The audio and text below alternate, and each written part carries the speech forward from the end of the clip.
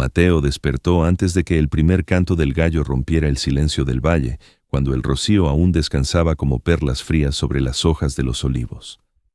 No fue el ruido lo que lo sacó del sueño, sino una costumbre antigua que corría por sus venas con la misma constancia que el agua en los arroyos de la sierra. Se levantó en la penumbra y lavó su rostro con el agua helada del lebrillo, devolviendo el vigor a su cuerpo cansado.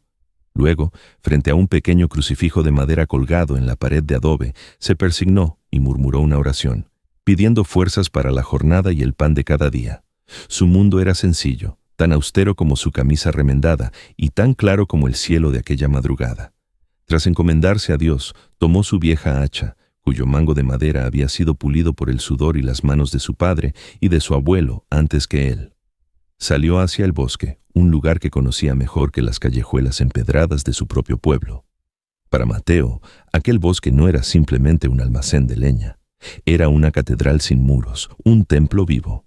Caminaba entre los troncos con pasos ligeros y respetuosos, como quien teme perturbar el sueño de los santos. Sus ojos expertos distinguían al instante el árbol enfermo, aquel que ya había cumplido su ciclo. Sus golpes de hacha no eran de destrucción, sino una cirugía necesaria para liberar al bosque de sus ramas muertas y dejar paso a la vida nueva. A veces, hablaba en susurros con los árboles y escuchaba el crujir de las hojas como si entendiera su lenguaje secreto. En el corazón de aquella espesura se alzaba el gran roble. Era un árbol inmenso, una madre antigua cuyas raíces se hundían en la historia profunda de la tierra y cuyas ramas abrazaban la bóveda del cielo. Era el refugio de bandadas de pájaros de colores vivos, que habiendo huido de otros montes, solo encontraban paz verdadera entre los brazos de aquel gigante. La gente del pueblo decía que era un árbol bendito por la mano del Creador. Cuando el sol comenzaba a ocultarse tras las montañas, tiñendo el horizonte de violeta, Mateo regresaba con un haz de leña al hombro, apenas suficiente para comprar la harina del día. A la entrada del humilde hogar siempre lo esperaba su hija pequeña, Lucía. La niña corría hacia él y se abrazaba a sus piernas, con unos ojos que brillaban con la curiosidad infinita de la infancia. Aquella noche, mientras Lucía estaba sentada cerca del fogón y el olor del pan escaso llenaba la pequeña cocina, preguntó con voz suave: «Papá, cuéntame hoy sobre el gran roble. ¿Es verdad que los pájaros le cantan cada mañana para darle las gracias?». Mateo sonrió, una sonrisa que ocultaba el dolor de sus huesos molidos, y atrajo a su hija hacia su pecho. Miró a través de la pequeña ventana hacia las copas oscuras de los árboles lejanos y dijo con una voz cálida, como el rescoldo de la chimenea: «Sí, mi niña, no es solo un árbol, es el corazón del bosque, y a quien cuida del corazón de su creación, Dios lo guarda en la palma de su mano». La paz regresó a la cabaña de Mateo, pero era una paz quebradiza, tan frágil como una lámina de hielo sobre el río al comienzo del deshielo. Elena, su esposa, una mujer de fe inquebrantable y silenciosa fortaleza, descansaba sentada con la espalda apoyada contra el muro encalado. Una palidez extraña, casi traslúcida, había reemplazado el color vivo que solía adornar sus mejillas, robándole la vitalidad que siempre había sido el pilar de aquel hogar. En medio de la noche profunda, el silencio del valle fue rasgado por una tos seca y persistente. No era la tos habitual de los inviernos en la sierra, esta vez sonaba más profunda, cavernosa, como si algo se estuviera rompiendo por dentro. Elena sintió una punzada aguda, un cuchillo invisible atravesándole el pecho, y se llevó la mano a la boca para ahogar el sonido y no despertar a la pequeña Lucía. Cuando apartó la mano bajo la luz temblorosa del candil de aceite, Mateo vio lo que le heló la sangre en las venas. Una mancha carmesí, brillante y aterradora, florecía en la palma de su esposa. A la mañana siguiente, con el sol apenas despuntando, Mateo corrió en busca de don Anselmo, el viejo médico del pueblo. Tras un examen largo y silencioso, donde solo se escuchaba el silbido difícil de la respiración de Elena, el anciano se enderezó y se quitó las gafas con un gesto de infinita fatiga. «La enfermedad está echando raíces en su pecho, Mateo», dijo don Anselmo con voz grave, cargada de una pena que sus años de oficio no lograban disimular. «Es un mal severo. Aquí, con mis hierbas y mis jarabes, no puedo hacer nada más que aliviar su dolor». Las palabras cayeron sobre el corazón de Mateo como losas de granito. «¿No hay esperanza, don Anselmo?», preguntó con un hilo de voz, retorciendo su gorra entre las manos callosas. El médico guardó silencio un momento, mirando hacia la imagen de la Virgen en la esquina de la habitación antes de responder. La esperanza siempre pertenece a Dios, hijo, pero la medicina que podría salvarla existe solo en la gran ciudad, en el hospital de la capital. Es un tratamiento nuevo, milagroso dicen, pero su precio equivale a su peso en oro. Tienes poco tiempo antes de que el daño sea irreversible.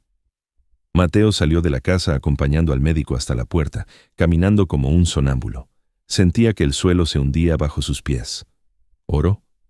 ¿De dónde sacaría el oro cuando apenas conseguía reunir las monedas para el trigo de la semana? Regresó junto al catre y se sentó al lado de Elena, que había caído en un sueño inquieto. Tomó su mano entre las suyas. Estaba fría, fría como las piedras del arroyo en invierno. Miró alrededor de la humilde habitación y vio la pobreza reflejada en cada rincón, en la madera vieja, en las sábanas remendadas. Las deudas ya se acumulaban en la tienda de abarrotes y en la panadería. Y para colmo de males, el dueño de la tierra se había pasado hacía 2 días, un hombre de corazón duro, recordándole el alquiler atrasado y amenazando con el desalojo si no pagaba antes de fin de mes. Mateo sintió que las paredes se cerraban sobre él, que el techo bajo descendía para aplastarlo. Ya no tenía nada que vender en el mercado. El bosque, en esa época del año, apenas daba lo justo para sobrevivir. Se miró las manos, agrietadas y toscas, manos que solo conocían el trabajo honrado y el esfuerzo, y por primera vez en su vida sintió una impotencia absoluta. La fe que lo sostenía comenzó a temblar ante el miedo de perder a la compañera de su vida. En aquella desesperación oscura, otra sombra se cernía sobre el pueblo, una que no venía de las nubes, sino de la miseria humana. Unos golpes secos y autoritarios en la puerta de madera vieja sobresaltaron el silencio de la cabaña. Era el dueño de la casa, un hombre de rostro curtido y mirada de acero, cuya sola presencia hacía que el aire se volviera más pesado. El hombre no se quitó el sombrero ni saludó. Con voz áspera, le recordó a Mateo el alquiler atrasado, sus palabras cayendo como sentencias judiciales. «Tienes hasta el final de la semana, Mateo. Si no hay dinero, tendré que buscar a alguien que sí pueda pagar. No soy la caridad pública». Cuando el hombre se marchó, Mateo sintió que el techo de vigas oscuras descendía un poco más sobre su cabeza. Salió a la calle buscando una salida, un milagro, pero el pueblo, que antes le parecía un hogar extendido, ahora se sentía ajeno y distante. Sus pasos lo llevaron a la panadería, pero el panadero, un viejo amigo con quien había compartido vinos y fiestas patronales, desvió la mirada al verlo entrar. Ya no hubo saludo jovial ni la promesa de pagar cuando Dios quiera. Solo hubo un silencio incómodo y un gesto negativo con la cabeza antes de que Mateo pudiera siquiera abrir la boca. En la tienda de ultramarinos ocurrió lo mismo. El tendero se ocupó afanosamente en acomodar unos sacos de legumbres para no tener que enfrentar la vergüenza de negarle el crédito a un hombre honrado. Las puertas, que siempre habían estado abiertas para él, comenzaron a cerrarse con un ruido sordo y definitivo. No era odio lo que veía en los ojos de sus vecinos, sino el miedo contagioso de la pobreza. Cada familia protegía su escaso pan como si fuera oro. Mateo regresó a su cabaña con las manos vacías y el espíritu roto. Se sentó en un rincón oscuro, observando la escena que le partía el alma. Elena dormía, respirando con dificultad, su pecho subiendo y bajando en un ritmo doloroso, y a sus pies la pequeña Lucía jugaba en silencio con una muñeca hecha de trapos viejos, ajena a la tormenta que estaba a punto de arrastrarles. Miró sus manos, esas manos grandes y fuertes que habían talado bosques enteros y construido cercas, y por primera vez las sintió inútiles. El bosque, en esa época del año, apenas daba frutos, y la leña se pagaba a precios miserables. Se sintió acorralado.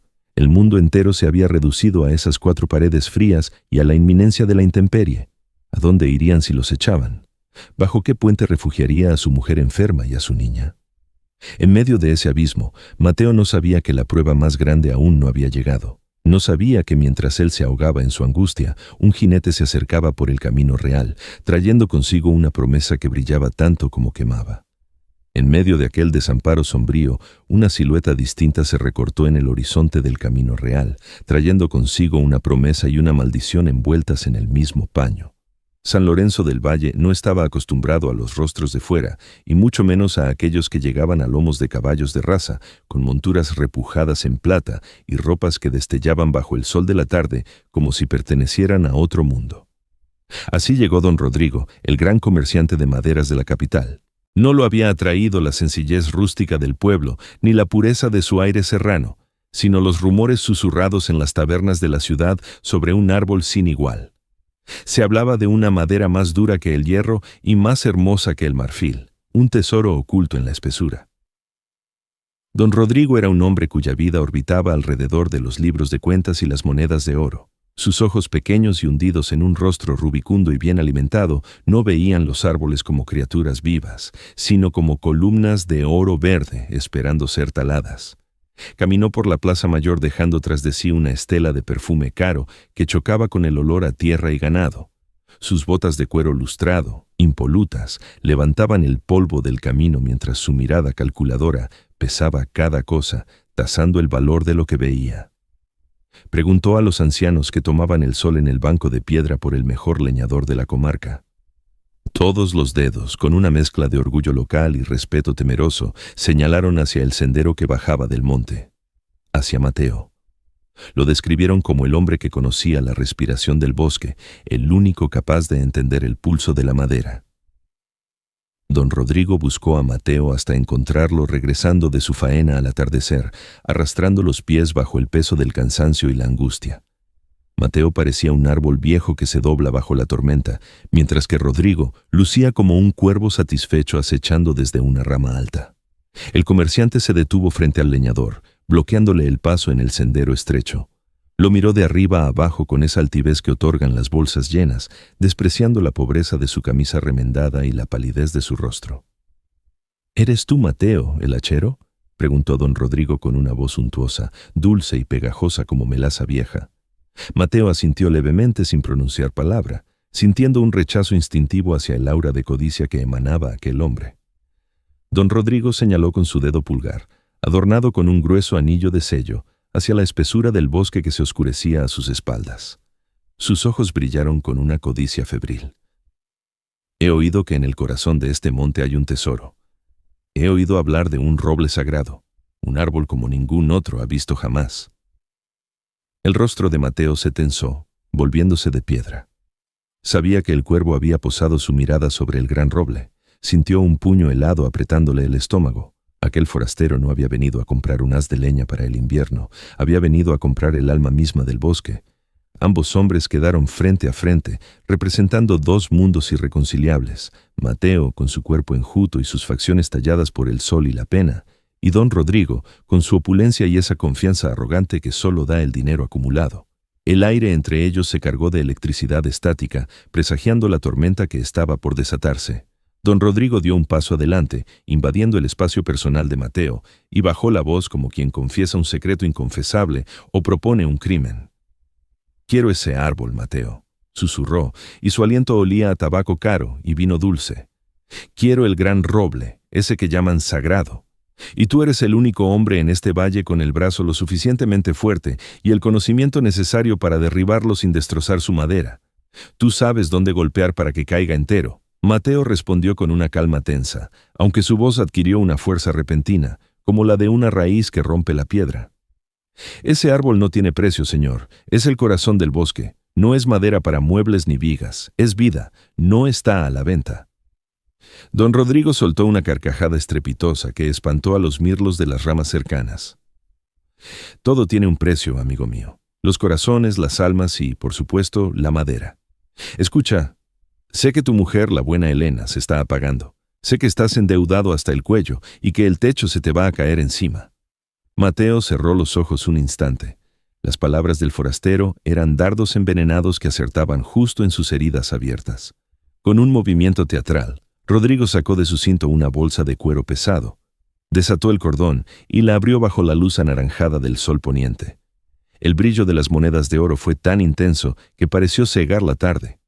Era una suma absurda, una fortuna que Mateo no había visto ni en sus sueños más delirantes. «Esto es para ti», dijo Rodrigo empujando la bolsa contra el pecho del leñador. «Aquí hay suficiente para llevar a tu esposa a los mejores sanatorios de la capital, donde los médicos hacen milagros. Suficiente para pagar tus deudas, comprar una hacienda y empezar una vida nueva donde tu hija no conozca el hambre. Todo esto a cambio de unos cuantos hachazos». Mateo miró el oro, luego alzó la vista hacia el rostro rubicundo de Rodrigo y finalmente hacia las copas de los árboles que se mecían suavemente con la brisa. En el brillo del metal vio el rostro pálido de Elena recuperando el color, escuchó el silencio de su tos curada. Pero también vio los ojos de Lucía mirando los nidos vacíos. Empujó la bolsa de vuelta con manos temblorosas pero firmes. «No», dijo, con un susurro que era casi un gemido de dolor. «Ese árbol es el alma de este pueblo. Es el refugio de los inocentes. No puedo vender mi conciencia por dinero, aunque me queme el alma». El rostro de don Rodrigo se transformó. La sonrisa melosa desapareció, reemplazada por una mueca de desprecio. Guardó la bolsa con un gesto brusco. «Eres un necio, Mateo. Un pobre diablo sentimental que prefiere un tronco viejo y unos pájaros sarnosos antes que la vida de su propia mujer». Se volvió para marcharse, pero se detuvo y lanzó una última mirada sobre el hombro, una mirada cargada de malicia. «Dejaré la oferta en pie. Cuando el hambre apriete más, cuando escuches a tu mujer gemir de dolor en la noche y no tengas nada que darle a tu hija, entonces sabrás el valor de lo que te ofrezco. Vendrás a buscarme al mesón, de rodillas». Don Rodrigo dio media vuelta y se alejó, dejando a Mateo plantado como una estatua de sal en medio del camino. En su corazón se había desatado una guerra brutal, la batalla entre sus principios sagrados y el amor desesperado por su familia. Y el brillo de aquel oro maldito se quedó grabado en su retina, no como una tentación, sino como la única salida posible de un infierno que ya empezaba a arder. Pasaron pocos días, pero para Mateo fueron tan largos como siglos. La oferta de don Rodrigo no se apartaba de su mente, no como una tentación de riqueza, sino como un fantasma que le recordaba constantemente su fracaso. El brillo de aquel oro maldito regresaba para torturarlo en la vigilia y en el sueño, susurrándole que la solución a todo su dolor estaba al alcance de la mano si tan solo estuviera dispuesto a sacrificar su conciencia. Cada tos que desgarraba el pecho de Elena era un latigazo en la espalda de Mateo. Sus pasos por el pueblo se volvieron pesados, arrastrando la vergüenza. El panadero ya no le ofrecía la hogaza con una sonrisa y la promesa de pagar luego, sino con un gesto adusto y evasivo. En la tienda de ultramarinos, el dueño se afanaba en limpiar el mostrador para no cruzar la mirada con él. Las puertas que antes estaban abiertas de par en par, ahora se cerraban con un silencio sepulcral. No era odio, Mateo lo sabía. Era el miedo contagioso de la pobreza lo que obligaba a sus vecinos a proteger el pan de sus propios hijos. Una mañana, tras una noche en vela velando la fiebre de su esposa, Mateo salió a buscar aire y encontró lo que más temía: un papel blanco clavado con una tachuela en la vieja madera de su puerta. El blanco impoluto de la hoja contrastaba violentamente con la madera oscurecida por el tiempo. Era una orden de desahucio. Arrancó el papel con mano temblorosa.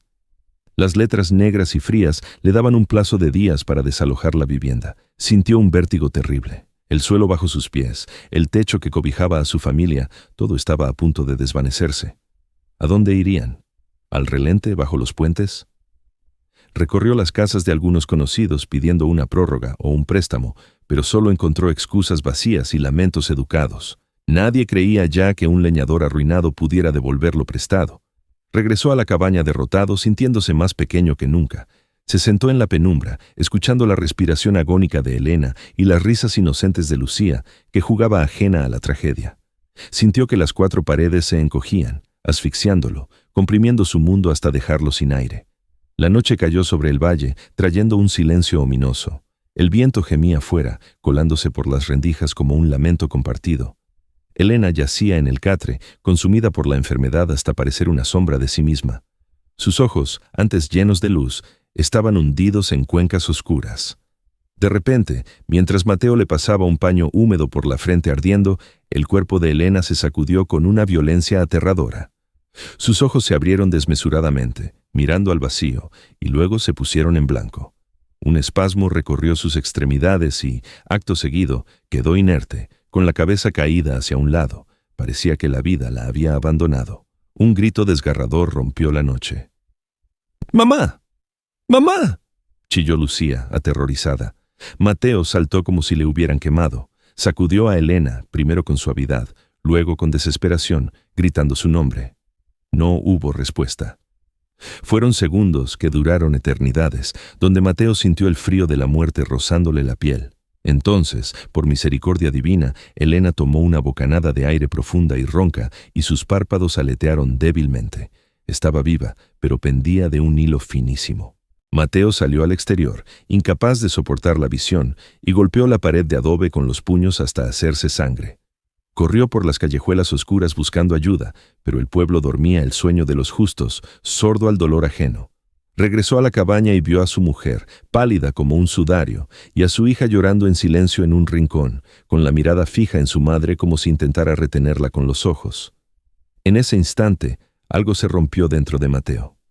Se derrumbaron sus principios, su paciencia y su fe en que el bien traería recompensa. Se sintió atrapado en una jaula de dolor, y la única llave era aquella que había despreciado. La voz de don Rodrigo se deslizó en su oído como el susurro de una serpiente. Cuando escuches a tu mujer gemir en la noche, entonces sabrás el valor de mi oferta. Y lo supo con una claridad brutal. ¿De qué servía proteger el alma del bosque si perdía el sol que iluminaba su propia vida? ¿De qué valían todos los árboles del mundo si el silencio eterno apagaba la voz de Helena? Fue la noche de la desesperación absoluta, la noche en que el corazón muere para que la mente tome la decisión final. Cuando el pueblo quedó sumido en la oscuridad más profunda, Mateo se puso en pie. No era una decisión nacida de la avaricia, sino del amor convertido en angustia.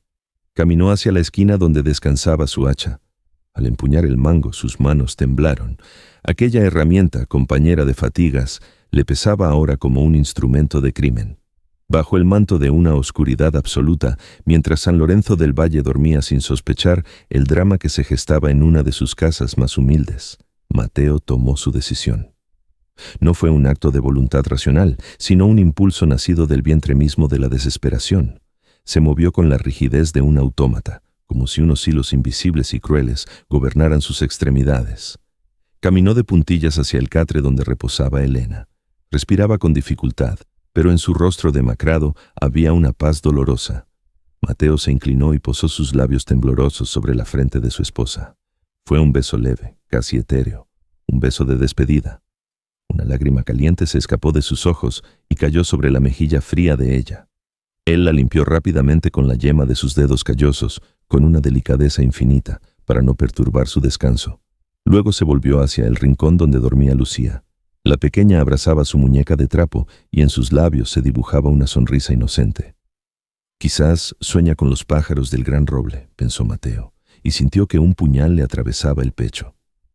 Lo hago por vosotras, susurró en el silencio de su corazón, una justificación que no lograba calmar la tormenta de su conciencia. Abrió la puerta de la cabaña con sumo cuidado para que los goznes oxidados no chirriaran y salió al aire gélido de la noche. No se atrevió al alzar la vista hacia las estrellas, sentía demasiada vergüenza.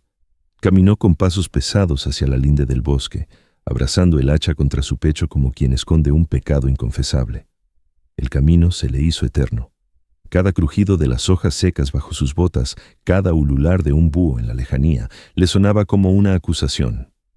El bosque, que siempre había sido su templo y su refugio, ahora le parecía un tribunal silencioso. Su corazón se había convertido en un campo de batalla, donde peleaban a muerte la imagen de Helena agonizante contra la majestuosidad del árbol que había jurado proteger. En una balanza estaba su amor terrenal, en la otra, su alma y sus principios. Tras una caminata que pareció durar siglos, llegó al claro en el corazón de la espesura. Allí estaba el gran roble, imponente, recortado contra la luz plateada de la luna como un guardián eterno. Sus ramas inmensas se extendían hacia la oscuridad como brazos protectores, y su tronco, grueso como una torre, parecía unir la tierra con el cielo. Mateo escuchó un leve piar, un murmullo suave que venía de entre las hojas. Eran los pájaros, durmiendo seguros en el regazo de su madre de madera. Imaginó el rostro de Lucía, la alegría que le daba ver a esas criaturas, y sintió que el aire se le escapaba de los pulmones. Cerró los ojos con fuerza, intentando expulsar todas las imágenes, tratando de dejar en su mente solo el deber imperioso de salvar a Helena, un deber que, esa noche, le permitía cualquier sacrilegio. Mateo reunió todo lo que le quedaba de fuerza y desesperanza. Apretó el mango de madera hasta que sus nudillos se pusieron blancos y levantó el hacha por encima de su cabeza. La hoja de acero brilló bajo la luz de la luna, fría y letal, como una lágrima de plata lista para caer. Tenía los músculos en tensión, la mandíbula apretada y los ojos cerrados, esperando el impacto, esperando el dolor de herir lo que más amaba. Desde lo más profundo de su alma rota, soltó un gemido ahogado, un grito mudo que nadie escuchó, salvo Dios y el silencio del bosque. Y justo en el instante en que estaba a punto de descargar el golpe fatal, de clavar la primera herida en la carne del árbol anciano, se detuvo. No fue una decisión calculada lo que frenó el descenso del acero, sino algo mucho más primitivo y urgente. Algo lo obligó a congelarse, un sonido leve, casi imperceptible, tan frágil como un suspiro y tan débil como un lamento. Mateo abrió los ojos, nublados por las lágrimas contenidas, y bajó la mirada lentamente hacia la base del tronco inmenso, justo donde sus botas se hundían en el musgo. Allí, iluminado por un rayo pálido de luna que se filtraba entre las hojas, vio un pequeño bulto de plumas que se agitaba convulsivamente. Era un polluelo. Había caído de su nido en las alturas y yacía indefenso sobre la tierra fría. No temblaba solo por el relente de la noche, sino por un terror absoluto. El pajarillo alzó la cabeza y miró a Mateo con dos ojos negros y brillantes, pequeños como semillas de mostaza, que destilaban un pánico puro. Esa imagen diminuta, esa vulnerabilidad total, fue el golpe que destrozó la armadura de desesperación de Mateo. En el temblor del ave vio el mismo temblor que sacudía el cuerpo de Helena en su fiebre. En el miedo de sus ojos vio el terror de Lucía cuando gritaba en la oscuridad. El universo entero pareció detenerse en ese instante de reconocimiento. De repente, el hacha en sus manos pesó como si estuviera hecha de plomo, pesó como una montaña, como un pecado mortal. Sus dedos perdieron la fuerza, la rabia se disipó y el arma se deslizó de su agarre, cayendo al suelo con un ruido sordo y ahogado, como si la tierra misma hubiera tragado su violencia. Mateo se desplomó de rodillas, ya no podía mantenerse en pie. Se arrastró lentamente hacia el ave caída, moviéndose con una cautela reverencial. Extendió esas manos grandes y toscas, las mismas que un segundo antes sostenían un instrumento de destrucción, y recogió con infinita delicadeza la pequeña bola de vida. Sintió el corazón del pajarillo latir desbocado contra la palma de su mano. Lo acercó a su pecho, dándole calor con su propio aliento, arrullándolo en silencio. Luego, alzó la vista hacia la enramada oscura. Buscó entre las sombras hasta que distinguió la silueta de un nido en una rama baja. Con las pocas fuerzas que le quedaban, impulsado por una compasión que brotó en su interior como un manantial de agua fresca en medio del desierto, trepó por el tronco rugoso. Con movimientos suaves, devolvió al pequeño al calor de sus hermanos. Cuando sus pies volvieron a tocar el suelo, la presa se rompió. Mateo apoyó la frente contra la corteza áspera del gran roble y lo abrazó con ambos brazos, aferrándose a él como un niño se aferra a las faldas de su madre, o como un náufrago a una tabla en medio del océano. Y allí, en la soledad de la noche, estalló en un llanto amargo y silencioso. Lloraba por su debilidad, lloraba por su dolor y lloraba por la vergüenza de haber estado a punto de traicionar lo que era. Entre sollozos entrecortados, su voz ronca susurró una confesión al viento. «Perdóname, no pude hacerlo. No te haré daño, nunca». En ese momento sagrado bajo la luz de la luna, Mateo no eligió el árbol por encima de su esposa. Eligió la misericordia sobre la crueldad. Eligió escuchar a su conciencia viva antes que aceptar una solución muerta. Había ido al bosque a buscar la salvación en el oro, pero terminó encontrándola en la piedad.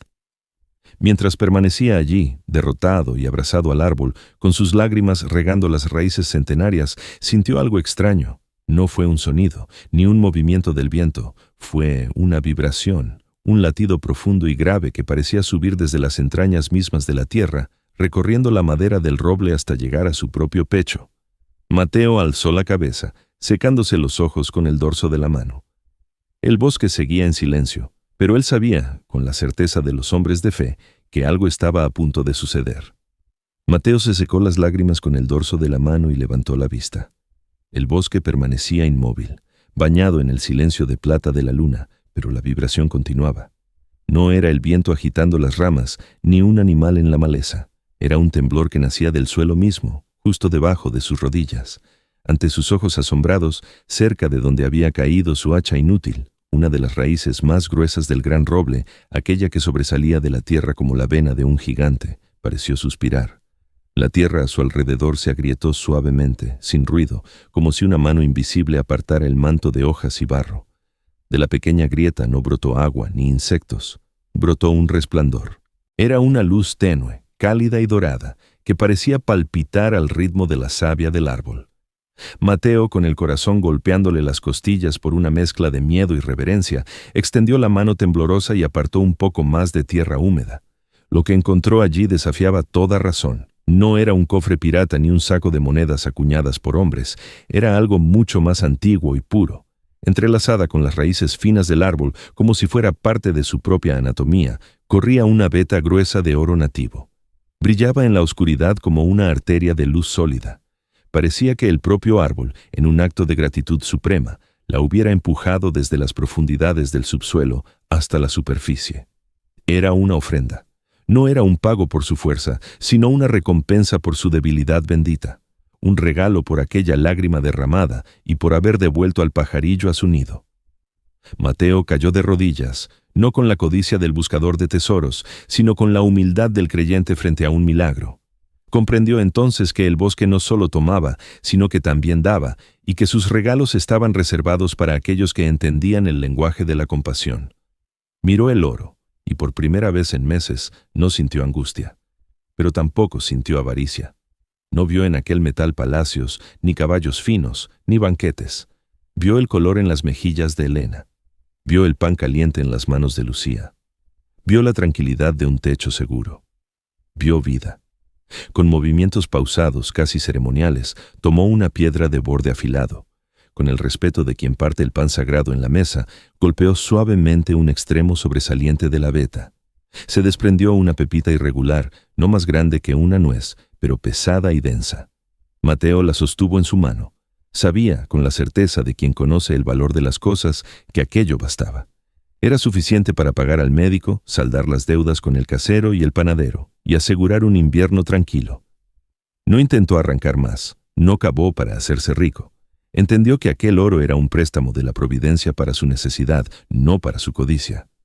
Rápidamente, volvió a cubrir la veta con tierra, apelmazándola con cuidado. Esparció hojas secas y ramas muertas sobre el lugar hasta que el suelo recuperó su aspecto original, borrando cualquier huella del milagro. No estaba escondiendo un botín. Estaba protegiendo el secreto de la madre tierra, guardándolo con el mismo celo con que un hijo guarda el honor de su madre. Guardó la pepita en el bolsillo de su pantalón raído, recogió su hacha y emprendió el camino de regreso bajo las últimas estrellas, antes de que el alba despuntara. A la mañana siguiente, tras despedirse de una Elena aún dormida y débil, Mateo viajó a la ciudad. Allí, buscó a un viejo orfebre conocido por su honradez. El anciano examinó la pieza con su monóculo, asombrado por la pureza del metal, y pagó a Mateo una suma justa, un dinero que el leñador jamás había tenido junto en sus manos. Lo primero que hizo fue ir a la farmacia del hospital y comprar el costoso medicamento extranjero. Luego regresó al pueblo. Los días siguientes fueron una sucesión de pequeñas victorias silenciosas. Pagó al casero, quien recibió el dinero con ojos desorbitados y una reverencia torpe. Saldó su cuenta con el panadero y el tendero, dejando incluso unas monedas extra para los pobres de la parroquia. Poco a poco, el milagro comenzó a florecer dentro de la cabaña. Elena empezó a tomar la medicina y día tras día, la sombra de la muerte se fue retirando de su rostro. Sus mejillas recuperaron un suave tono rosado y su respiración, antes un silbido doloroso, se volvió tranquila y profunda. La risa de Lucía volvió a llenar la casa, ya no ahogada por el miedo, sino libre y cantarina. Mateo retomó su rutina. Volvió a subir al monte cada mañana con su hacha vieja, cortando solo la leña seca, viviendo con la sencillez de siempre. No compró ropas nuevas ni cambió los muebles. Para los ojos del pueblo, la recuperación de su familia fue un milagro de la fe y la buena fortuna. Pero el secreto permaneció enterrado junto a las raíces del gran roble. Mateo había recuperado la paz, una paz sólida y profunda como las montañas. Sin embargo, en la posada del pueblo había alguien a quien la curiosidad y la envidia no dejaban dormir. Don Rodrigo, el comerciante, no creía en milagros sin causa, y sus ojos de cuervo empezaron a vigilar cada paso del leñador. El cambio repentino en la suerte de Mateo no pasó desapercibido para los vecinos de San Lorenzo del Valle, pero la mayoría, gente sencilla y temerosa de Dios, lo atribuyó a una recompensa divina por su inquebrantable paciencia. Sin embargo, en la posada del pueblo, don Rodrigo no compartía esa visión piadosa. El comerciante, cuya fe residía únicamente en el sonido de las monedas chocando entre sí, se negaba a creer que la fortuna lloviera del cielo sin razón. Su mente calculadora le decía que el leñador había encontrado algo. Consumido por la sospecha y la codicia, comenzó a espiar a Mateo. Un día lo vio entrar al bosque, pero Mateo no levantó su hacha. En su lugar, se acercó al gran roble, posó su mano sobre la corteza rugosa y permaneció allí unos instantes, con la cabeza baja, como quien saluda a un viejo amigo o reza ante un altar. «Ahí está», murmuró Rodrigo para sus adentros, con los ojos brillando con una fiebre maligna. «Ese maldito campesino ha encontrado un tesoro enterrado bajo las raíces». Esa misma noche, cuando la luna se ocultó tras nubes densas, dejando al bosque en una oscuridad casi total, don Rodrigo se deslizó fuera del pueblo. Llevaba consigo un pico nuevo y una linterna de aceite. Sus pasos eran pesados y carentes de respeto. No le importaba el silencio del bosque ni la paz de sus criaturas. Al llegar ante el gran roble, Rodrigo no vio su majestuosidad ni sintió su antigüedad sagrada. Solo vio una caja fuerte que necesitaba ser forzada. Sin perder tiempo, clavó el pico en la tierra con violencia, justo donde había visto a Mateo arrodillarse.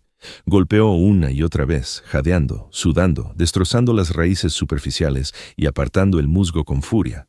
Pero por más que cavaba, solo encontraba tierra negra y piedras mudas. El oro que se había ofrecido voluntariamente a la mano compasiva de Mateo se escondía ahora de la garra codiciosa de Rodrigo. Frustrado y ciego de ira, Rodrigo soltó el pico y agarró su hacha.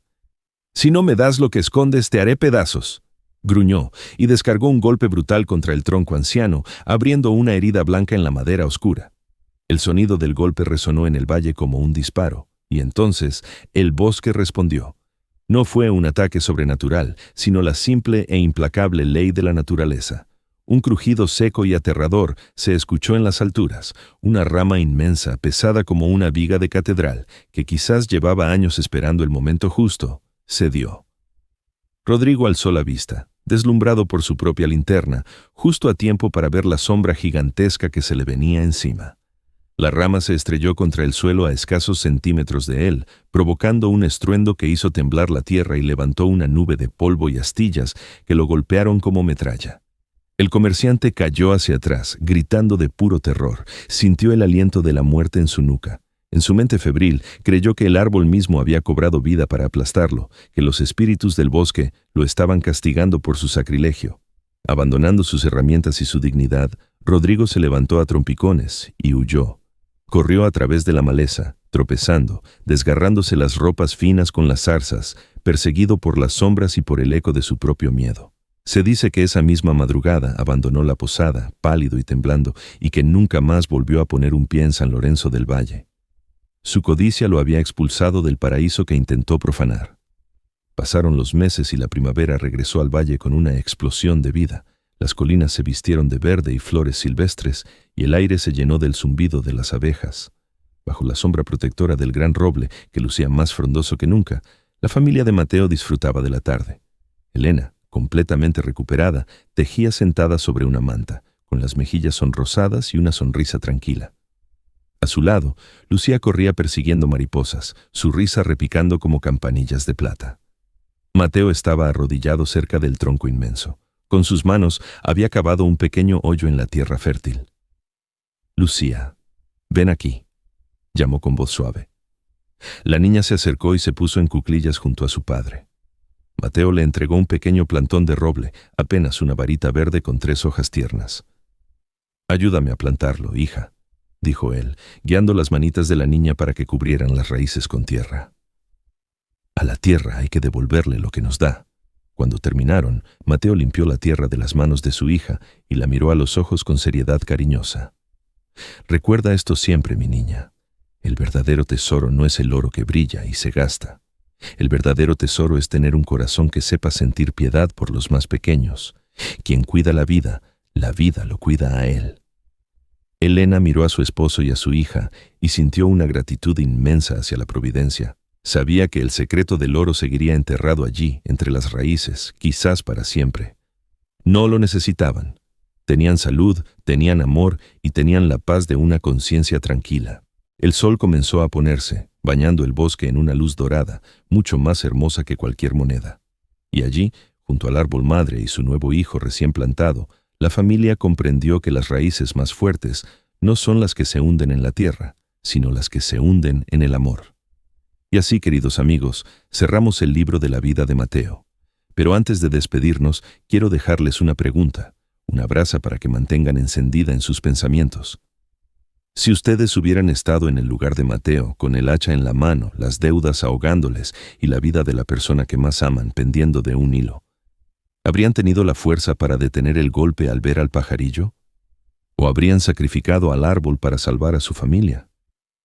Déjenme sus respuestas más sinceras en los comentarios, pues en ese dilema, quizás, se esconde la verdadera medida de nuestra humanidad.